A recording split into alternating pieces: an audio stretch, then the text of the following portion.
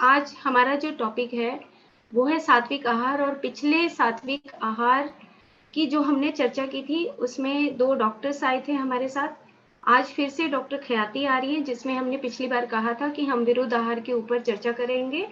और इसके साथ-साथ जो अर्शिया थी, उन्होंने प्लांट बेस्ड, जो हमें पौधों से खाना क्यों लेना चाहिए और पौधों का ही खाना क्यों खाना चाहिए, इसके बारे में हमने चर्चा की थी।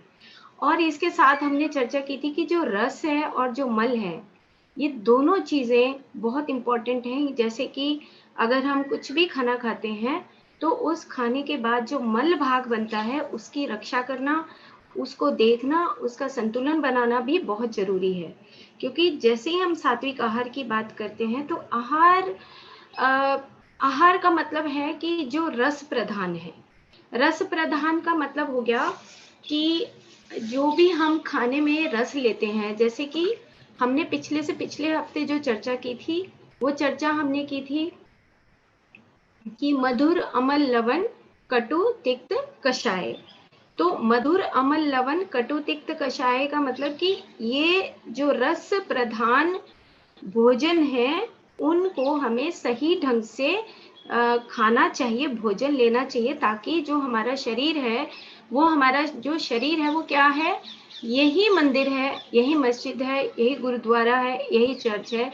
क्योंकि जब तक हम अपने शरीर को सही नहीं रखेंगे, हम हमारी जो भक्ति है या भक्ति मार्ग है या ज्ञान मार्ग है या राज योग मार्ग है, कर्म योग मार्ग है, उनकी वो हम तभी आगे जा सकते हैं जब हमारा शरीर स्वस्थ रहेगा। तो आहार के बारे में अगर हम चर्चा करें, तो आहार जो होता है वो रस प्रधान होता है, और जो औषधियाँ होती हैं वो वीर्य प्रधान होती हैं। आहार रस प्रधान का मतलब हो गया कि जो हम खाने में मीठा लेते हैं और अमल लेते हैं, लवण रस लेते हैं, कटु रस लेते हैं। तो आमतौर पे हमने देखा होगा कि बाद में जब हम खाना खा लेते हैं तो पान खाते हैं, कभी-कभी हम सौंफ खाते हैं मिश्री के साथ। तो ये जो हमारा खाने का जो सीक्वेंस है कि मधुर अमल लवण कटु तिक्त कषाय, ये रस प्रधान है, इसीलिए हम इसको आहार कहते हैं। नहीं तो हम औषधियाँ भी ले सकते हैं। हम रोज जो है एविपत्ति कर चूर्ण ले लें, रोज हम सीतोपलादी चूर्ण खा लें, रोज हम सौंठ चूर्ण खा लें, रोज हम काली मिर्च चूर्ण खा लें, रोज हम त्रिकटु खा लें। नहीं, क्यों? क्योंकि ये वीर्य प्रधान है। और जो आहार होता है वो रस और गुण प्रधान होता है। और जो सात्विक आहार है, सत्व का मतलब क्या हुआ कि जब हम, सत्व का मतलब जो हमारे मन को भी, जो मन को प्रिय लगे, वो है सात्विक आहार। सात्विक आहार का मतलब जो हमें हल्कापन दे, जो हमारे,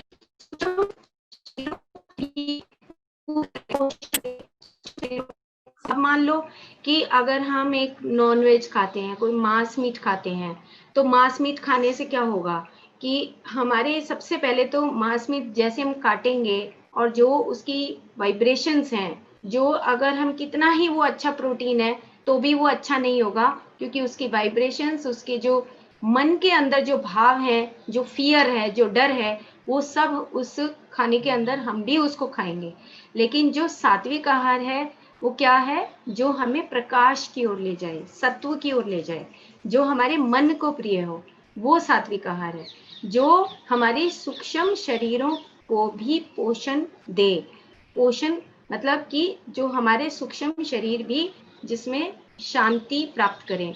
जो हमें, जैसे कि हम क्या करते हैं आमतौर पे, जब हमारी एक ऋतु जाती है और दूसरी ऋतु आती है, तो उसके बीच में हम कोई ना कोई व्रत आ जाते हैं।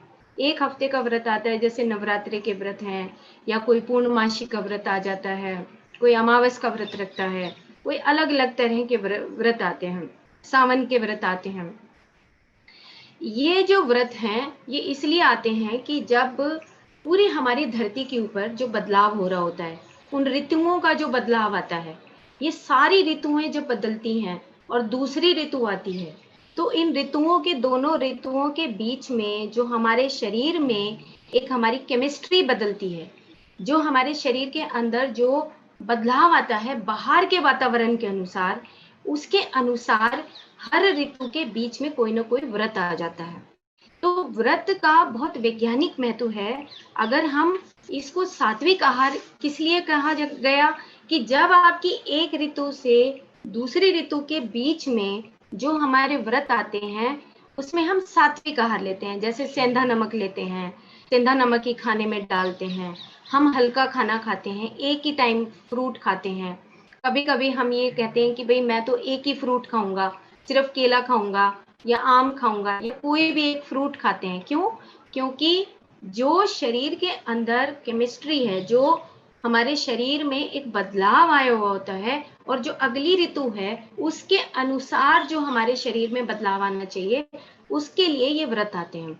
जैसे उदाहरण के तौर पे आपने देखा होगा कि जब सर्दियां हैं तो सर्दियों में क्या होता है कि हम खूब गाजर खाते हैं, गाजर पाक खाते हैं, तिल के लड्डू खाते हैं, और हम अलग अलग तरह के काली मिर्च के गूंद के लड्डू खाते हैं।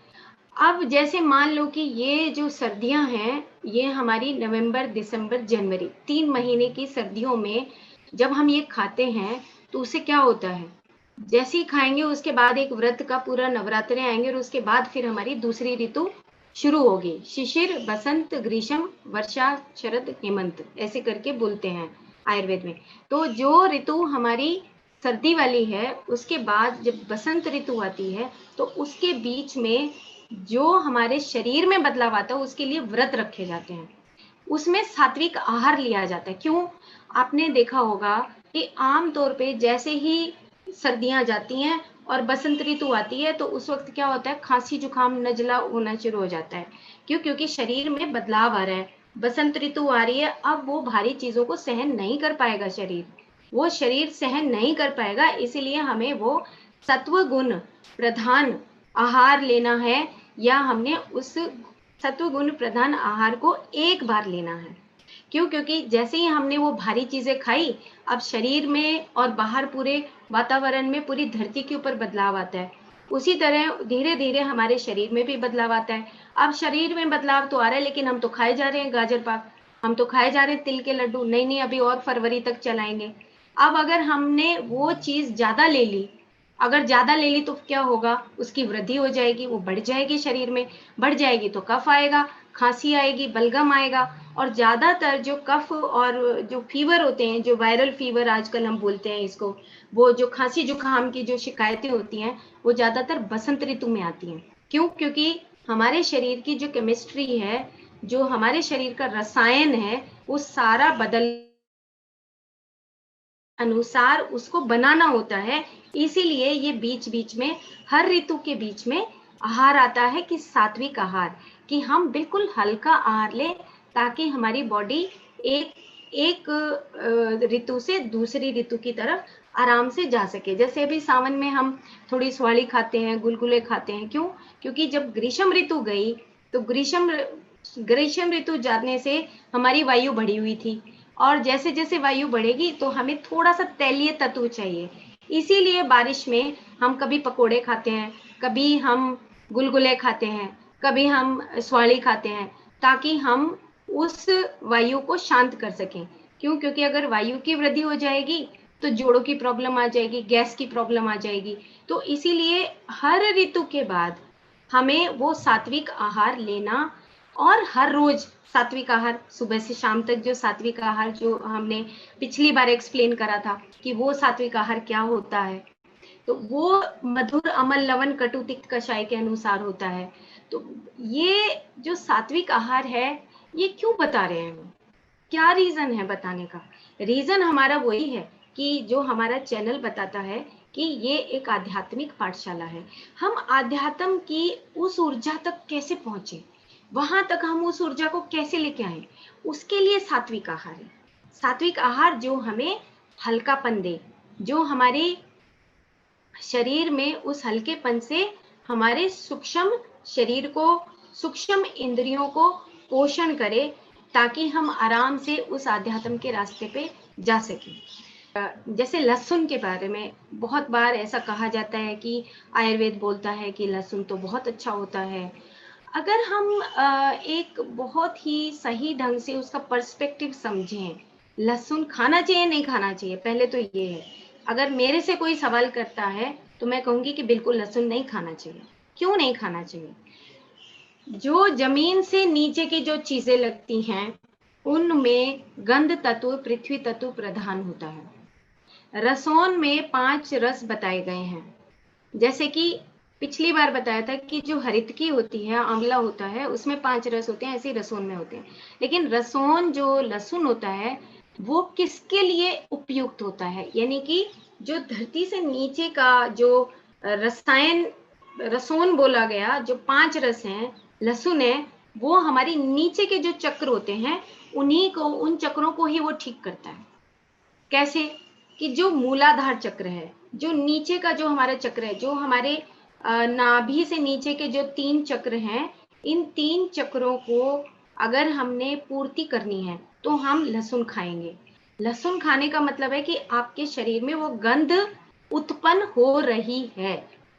फिर वो सात्विक आहार नहीं है, वो तामसिक है। क्यों तमस क्यों है? क्योंकि वो उस ऊर्जा को नीचे की तरफ लेके जा रहा है।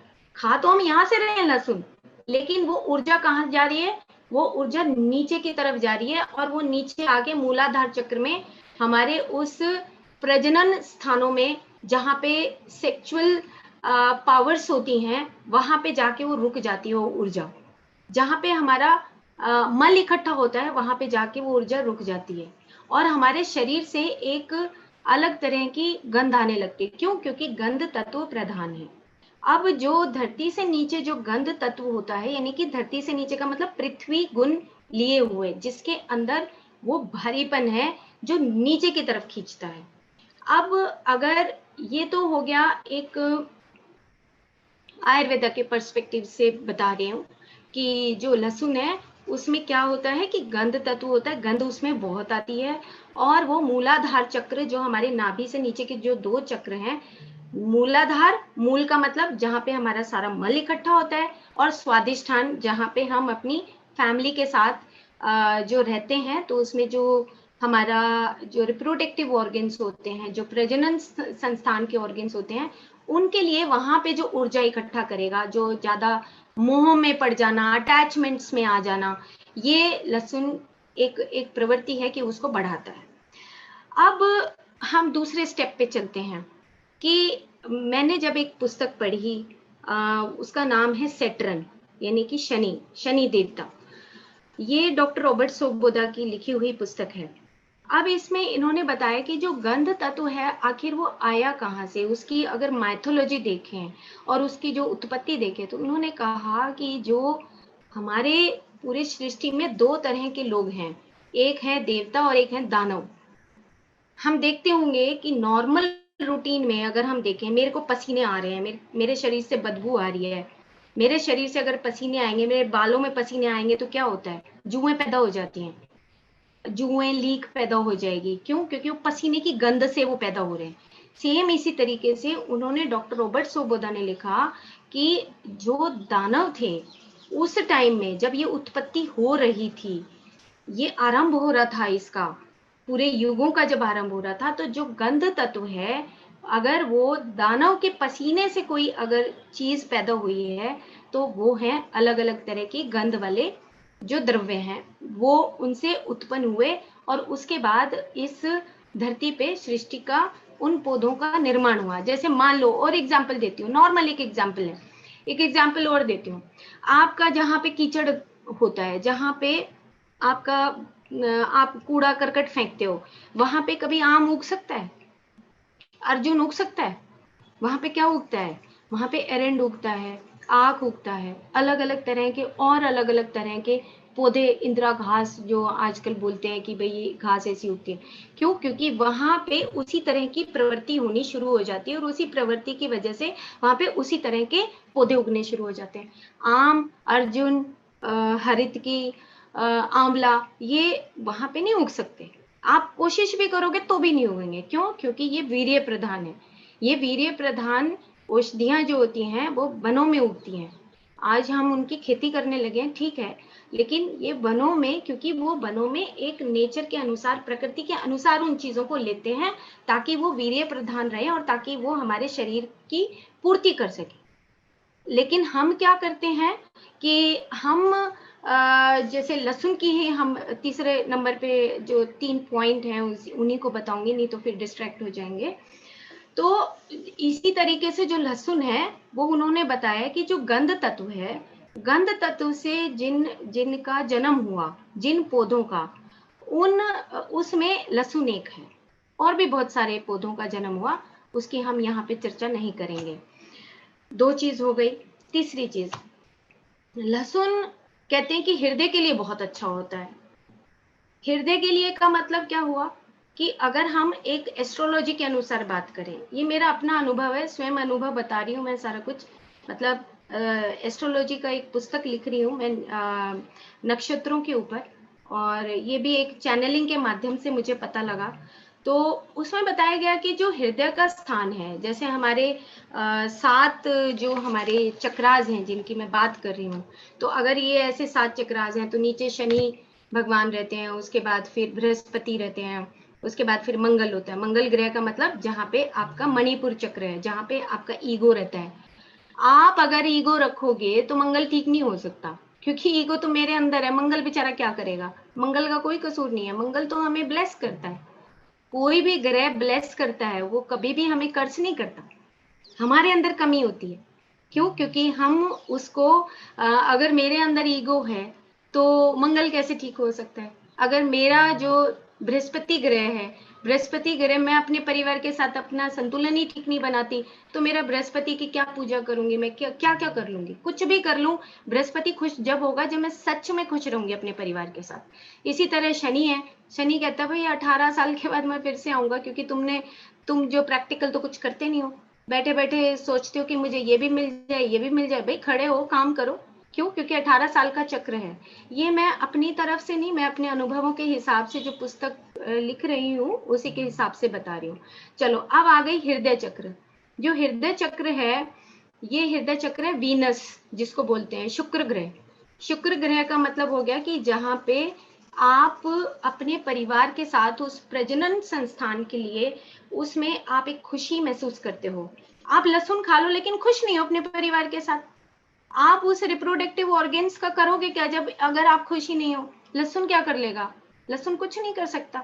लहसुन तो सिर्फ आपकी एनर्जी को, जो नीचे की एनर्जीज हैं उनको बढ़ाएगा सिर्फ, बस आपकी एनर्जी को डाउनवर्ड फ्लो करेगा, उसको बढ़ाएगा। व्हेन यू नीड, आपको जरूरत है तो उसको आप इस्तेमाल कर सकते हो फॉर योर, आपकी अपब्रिंगिंग, आपको प्रोक्रिएशन, यानी कि आप बच्चे पैदा करना चाहते हो, आप एक प्रजनन स्थान में रिप्रोडक्टिव ऑर्गन्स को बढ़ाना चाहते हो।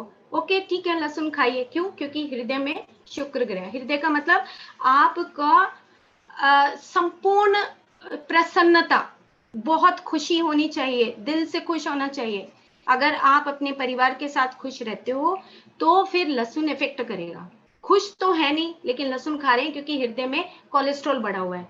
कोलेस्ट्रॉल क्यों बढ़ता है? क्योंकि मैं अपने दिल में संकुचित होकर रह रही हूँ। कोलेस्ट्रॉल, अगर अगर हम लुई सेले की थ्योरी पढ़ें तो उसमें ये लिखा हुआ है, द कोलेस्ट्रॉल इसलिए बढ़ता है क्योंकि मैं अपने दिल के, वो चारों खाने होते हैं ना, एक ये हार्ट है, इसके अंदर 4 खाने लगा दो तो खून आ रहा है जा रहा है, आ रहा है जा रहा है, लेकिन मैं तो खुश नहीं हूँ। मैं तो अपने आप में रहना चाहती हूँ, परिवार के साथ नहीं रहना चाहती, पति के साथ नहीं रहना चाहती, पत्नी के साथ नहीं रहना चाहती, बच्चों के साथ नहीं रहना चाहती, सास के साथ नहीं रहना चाहती। तो फिर मेरा दिल कैसे खुश होगा? फिर तो कोलेस्ट्रॉल आएगा। कोलेस्ट्रॉल खाने से इतना नहीं आता जितना हम अपनी उन नालियों को सुकोड़ के रखते हैं। तो ये जो लहसुन का बताया कि जो शुक्र का स्थान है, वीनस का स्थान है, वहां पे ये बताया गया कि हृदय के लिए ये अच्छा होता है, इस हृदय के लिए अच्छा होता है। कौन सा हृदय? जब आप दिल खोल के अपने परिवार के साथ अपना प्रोक्रिएशन, कि अपने परिवार को आगे बढ़ाना चाहते हो। जैसे वट वृक्ष के बारे में लिखा कि भाई जहां से कश्यप संहिता में ये लिखा गया कि अगर कोई आपने घर बसाना है, कोई गांव बसाना है, तो पहले आपको वट वृक्ष लगाना पड़ेगा। क्यों? क्योंकि वट वृक्ष की जो आपने देखा होगा दाढ़ियां हैं वो कम नहीं होती, वो बढ़ती रहती हैं। क्योंकि जैसे वट वृक्ष बढ़ रहा है ऐसे ही हमारा पूरा गांव भी बढ़ता रहे। पीपल का पेड़ लगाते हैं। क्यों? क्योंकि पीपल का पेड़ आपको अश्वत्थ, अगर मैं वृक्षों में हूं तो भगवान कृष्ण क्या बोलते हैं कि अगर मैं वृक्षों में हूं तो मैं अश्वत्थ हूं। अश्वत्थ का मतलब जो अश्व जितना, अश्वनी यानी कि सूर्य जितनी तेज रोशनी हो जिसके अंदर, जो 24 घंटे ऑक्सीजन देता हो, प्राण निकालता हो, वो है अश्वत्थ। तो ये जो एक तरीका है पूरा, ये है पूरा एक सात्विक आहार को हम एक छोटा कंसाइज कर लेंगे तो फिर तो हमारे लिए हो गया। लेकिन अगर पूरी सृष्टि का निर्माण करना है और पूरी सृष्टि को सत्व के तरीके से चलाना है, तो वो है हमारा खाने के ऊपर हमें ध्यान देना है और पूरी सृष्टि के ऊपर भी ध्यान देना है। तो ये लहसुन की कुछ चीजें बताई। बाकी गीता में लिखा है, लास्ट में जब गीता खत्म होती है और भगवान कृष्ण अर्जुन को कहते हैं, तो वो ये कहते हैं कि जैसी तुम्हारी इच्छा हो वैसा तुम करो। तो बता दिया आपको कि लहसुन ऐसा होता है। बाकी आपकी इच्छा है, जो आपको करना हो वो आप कर सकते हो, आप फ्री हो, आपकी आपकी फ्री विल है, आप जैसे इच्छा हो आप वैसा करिए। अब यहाँ पर मैं समाप्त करती हूँ, क्योंकि अब हमारे साथ जो डॉक्टर ख्याति हैं, वो आज विरुद्ध आहार के ऊपर बोल रही हैं। क्यों? क्योंकि हम कई बार उल्टी सीधी चीजें खाते हैं। ये पता नहीं होता कि दूध के साथ परोंठा नमकीन लेना चाहिए, नहीं लेना चाहिए। तो पिछली बार जब चर्चा हुई थी, तो ख्याति मैं आपका स्वागत करती हूँ। वेलकम इस चैनल में आपका। नमस्कार मैम। ओके, पहले तो यस। विरुद्ध आहार क्या है? वो विरुद्ध वो चीज है जो आपकी बॉडी में जा रहा है, जो आहार, और वो वहां पे अवरोध कर दिया, उसने ब्लॉकेजेस कर दी। मतलब कोई भी आप अच्छा आहार भी ले रहे हैं तो भी वो जाके अगर ब्लॉकेज कर रहा है किसी भी रीजन से, तो वो विरुद्ध आहार हुआ। अब वो ऐसा क्यों कर रहा है? उसका रीजन है कि आपने कुछ या तो उसे सही समय पे नहीं लिया, या उसके कॉम्बिनेशन अलग हो गए, गलत हो गए। इस तरीके से it is just an example कि आपने एक रिवर चल रही है, एक नदी चल रही है, उस पर डैम बना दिया, उससे आप उसका जो मार्ग है अवरुद्ध कर दिया आपने। वही काम विरुद्ध आहार का है। हमारे वो करता क्या है, ब्लॉकेजेस करता कैसे है? ब्लॉकेजेस कर दिए उसने, कोई भी आहार हमने लिया उसने ब्लॉकेजेस कर दी, ठीक है। लेकिन जैसे गैस का एग्जांपल लिया, लोग कहते हैं कि गैस हो जाती है, हमें गैस बनती है। वो तो हर किसी को बनती है, लेकिन उसका अनुलोमन भी होता है। हम कहते हैं वात का अनुलोमन हो जाता है, नीचे के स्थानों से वात का अनुलोमन हो जाता है। पर जब वहां पे ब्लॉकेजेस आ गई, वहां पे प्रॉब्लम्स हो गई, रुक गया वो सब, तो गैस वहां से नहीं निकलेगी और बॉडी के अंदर ही बढ़ती रहेगी। जब वो बॉडी के अंदर ही बढ़ती रहेगी तो वहां पे व्याधि, शरीर में व्याधि उत्पन्न होगी, शरीर व्यथित हो जाएगा। और व्याधि कुछ भी नहीं है, सिर्फ शरीर में कोई भी किसी भी प्रकार की व्यथा ही व्याधि है। ये अब इस तरीके से हम इसको समझ सकते हैं कि विरुद्ध आहार कैसे काम करता है। वो क्या करेगा, आपकी बॉडी में आम उत्पन्न करेगा। अब आम क्या है? वो है जो हमने खाया, वो अनडाइजेस्टेड, वो पूरी तरह पचा नहीं, पूरी तरह पचा नहीं, वो हमारी बॉडी में ही रहा, आपकी बॉडी में ही वो रहेगा, आपके शरीर में ही रहेगा। और वहां रहते रहते वो विष विष टॉक्सिन्स कहते हैं, विष उत्पन्न करेगा, और वही आम विष होता है। विरुद्ध आहार कैसे काम करता है? या तो वो एकदम से काम करेगा, या वो बहुत ही धीरे धीरे धीरे धीरे मंद होके काम करेगा। अब एकदम से काम करेगा तो मृत्यु भी हो सकती है, कोई और प्रॉब्लम्स भी आ सकती हैं। लेकिन धीरे धीरे काम करेगा तो लॉन्ग टर्म में जाके क्रोनिक डिजीजेस होंगी। विरुद्ध आहार हम जब ले रहे हैं तो इससे इतना ज्यादा ये प्रॉब्लम क्रिएट कर सकता है, इससे अंधता तक हो सकती है न, ऐसी चीजें भी हो सकती है। ये बिल्कुल अजीब सी लगने वाली बात है कि हम सिर्फ आहार ही तो ले रहे हैं, उसको सही से ना लेना, उसके कॉम्बिनेशंस गलत लेना, लेकिन इससे इतनी बड़ी प्रॉब्लम्स हो सकती हैं। हमारी आंखों में दोष जाके डिपॉजिट हो गए तो हमारी आंखों की रोशनी जाने की होती है। ये हमें वीकनेस हो जाती है, बहुत ज्यादा हमें थकान फील होती है कि इतना थकान हो क्यों रहा है। लोगों को नजला रहता है, नजला रहने का भी एक रीजन यही है। अब विरुद्ध आहार क्या है, ये तो क्या करता है ये तो हमें पता है, लेकिन विरुद्ध आहार जो काम करता है, क्या एकदम से ही वो हर किसी को ही इफेक्ट करेगा? नहीं। जो लोग प्रॉपर टाइमिंग पे उसको कॉम्पनसेट करते हैं, आपको पता है कि आपने कुछ ठीक से नहीं लिया, आपके आहार में कुछ गड़बड़ हो गई, तो आप क्या करेंगे? आप उसका कॉम्पनसेट करेंगे कैसे? जैसे लंघन किया, या फिर जो लोग रोज एक्सरसाइज करते हैं, अपना सारा दोष बाहर निकालते हैं पसीने के थ्रू, उनको भी विरुद्धार इतनी दिक्कत नहीं देता है, जो अभी मतलब जो इतनी ज्यादा प्रॉब्लम आ जाती है। ठीक है, जो लोग आज के समय में जैसे जो युवा है, जिनकी अग्नि अच्छी है, बहुत सही है, वो सब कुछ डाइजेस्ट कर लेती है, वो जो है उनको विरुद्ध आहार इतनी दिक्कत नहीं देता। लेकिन आज के समय में हर किसी की अग्नि इतनी अच्छी नहीं है, इतनी प्रदीप्त नहीं है, या कि सब कुछ ही डाइजेस्ट कर ले। कहीं ना कहीं हम सब बचपन से लेके अब तक विरुद्ध आहार कर ही रहे हैं, एक या अदर वे में। ठीक है, अब उसको कोई बंदा रोज ही पर्सन ले रहा है आहार अपने तरीके से कि हाँ भी मैं दही रात को खा रहा हूँ, ये भी एक विरुद्ध चीज है। इसको दही को रात को नहीं खाना चाहिए, वो ब्लॉकेजेस करता ही करता है। लेकिन हमें तो कोई प्रॉब्लम नहीं हो रही है, बट वो ठीक नहीं है, वो लॉन्ग टर्म में जाके बहुत ही फैटल इम्पैक्ट्स क्रिएट करता है।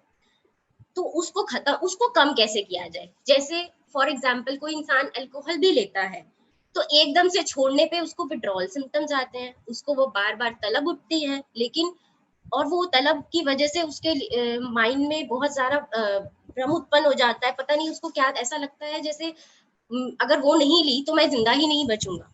तो ये भी ठीक नहीं है। तो उसको कम कैसे कराया जाए? इसका वर्ड होता है पादांशिक क्रम। अब वो पादांशिक क्रम क्या है? पाद का मतलब होता है 1/4, मतलब कोई भी चीज आप ले रहे हैं, कोई अपत्य जो विरुद्ध आहार आप ले रहे हैं, उसको धीरे धीरे करके कम करना। एकदम से कोई भी चीज कभी भी ठीक नहीं हो सकती, वो टाइम लेती ही है।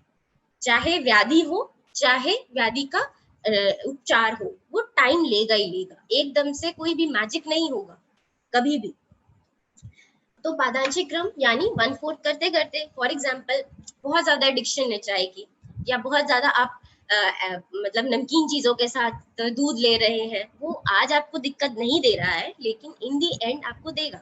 तो उसको भी आपको छोड़ना जरूरी है, और एकदम से छोड़ना ठीक नहीं होता। अगर आप 7 दिन में कोई भी चीज कॉन्टिन्यूसली रेगुलरली ले रहे हैं, फॉर एग्जाम्पल कोई भी बाहर की चीज आप ले रहे हैं, तो आपको 7 दिन में से 1 दिन से छोड़ना शुरू करना पड़ेगा। कि 1 दिन का गैप दिया, फिर 2 दिन का गैप दिया, फिर 3 दिन का गैप दिया।